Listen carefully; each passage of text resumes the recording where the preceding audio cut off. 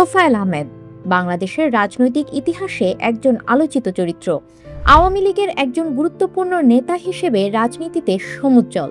তিনি আওয়ামী লীগের মূল স্তম্ভদের একজন হিসেবে দেশপ্রেম ও গণতান্ত্রিক চেতনাকে বিকশিত করতে চেষ্টা করেছিলেন। তবে তার কর্মকাণ্ডের মধ্যে যে অমীমাংসিত দিক ছিল তা নিয়ে নানা বিতর্কও ছিল।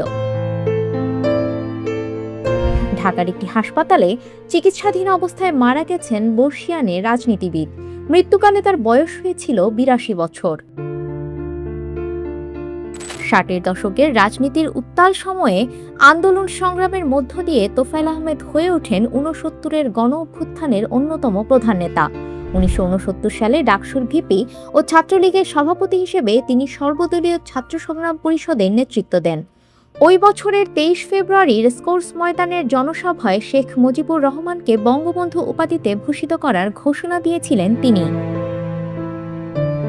১৯৪৩ সালের ২২ অক্টোবর ভোলার কোরালিয়া গ্রামে জন্ম নেয়া তোফায়েল আহমেদ ১৯৭০ সালের নির্বাচনে আওয়ামী লীগের প্রার্থী হিসেবে জাতীয় পরিষদের সদস্য নির্বাচিত হন।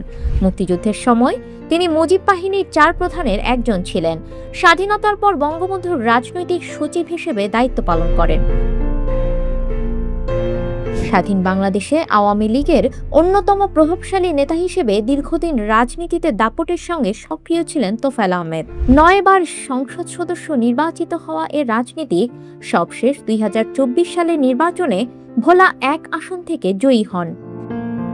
তবে রাজনৈতিক জীবনের শেষ পর্যায়ে এসে আওয়ামী লীগের অভ্যন্তরীণ রাজনীতিতে তিনি অনেকটাই কোণঠাসা হয়ে পড়েন। শেখ হাসিনার সঙ্গে দূরত্ব এবং দলীয় প্রভাব কমে যাওয়ার কারণে তিনি নিজেকে অবহেলিত মনে করতেন বলে তার ঘনিষ্ঠজনরা জানিয়েছেন। দীর্ঘ রাজনৈতিক জীবনে জাতীয় ও দলীয় রাজনীতিতে গুরুত্বপূর্ণ ভূমিকা রাখলেও শেষ ১ দশকের বেশি সময় তিনি দলের সিদ্ধান্ত গ্রহণের কেন্দ্র থেকে দূরে ছিলেন। ছাত্রনেতা, মুক্তিযুদ্ধের সংগঠক ও প্রবীণ রাজনীতিক হিসেবে তোফায়েল আহমেদের মৃত্যু বাংলাদেশের রাজনৈতিক অঙ্গনে একটি গুরুত্বপূর্ণ অধ্যায়ের অবসান ঘটালো।